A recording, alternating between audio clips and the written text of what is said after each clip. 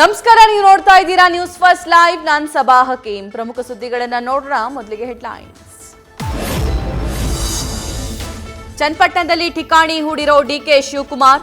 DCM ಬೆನ್ನಲ್ಲೇ ಉಪಸಮರ ಅಖಾಡದಲ್ಲಿ ಟಕ್ಕರ್ ಕೊಡಲು ದಳಪತಿ ಕೂಡ ಪ್ಲಾನ್. ಡಿಕೆಶಿ ಜನಸ್ಪಂದನಕ್ಕೆ ಕುಮಾರಸ್ವಾಮಿ ಜನತಾ ದರ್ಶನದ ಕೌಂಟರ್.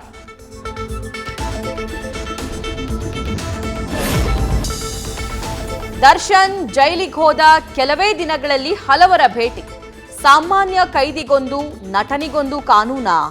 ಜೈಲು ಅಧಿಕಾರಿಗಳ ನಡೆ ಬಗ್ಗೆ ಮೂಡ್ತಾ ಇದೆ ಅನುಮಾನ.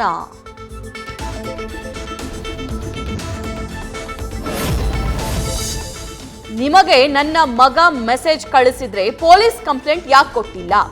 ಚಿತ್ರಹಿಂಸೆ ಮಾಡಿ ಕೊಲೆ ಮಾಡೋದು ಅದಕ್ಕೆ ಉತ್ತರನಾ?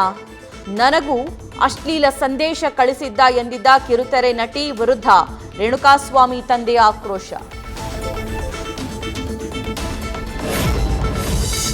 100-500ರ ಮುಖಬೆಲೆಯ ನೋಟುಗಳ ಮುದ್ರಣ, ಖೋಟಾ ನೋಟ್ ಪ್ರಿಂಟಿಂಗ್ ಜಾಲದಲ್ಲಿ ಖೆಡ್ಡಾಕ್ಕೆ ಕೆಡವಿದ ಗೋಕಾಕ್ ಪೊಲೀಸರು. 1 ಲಕ್ಷ ಮೌಲ್ಯದ ಒರಿಜಿನಲ್ಗೆ 6 ಲಕ್ಷದ ಡ್ಯೂಪ್ಲಿಕೇಟ್ ನೋಟ್ ಕೊಟ್ಟಿದ್ದ ಖದೀಮರು.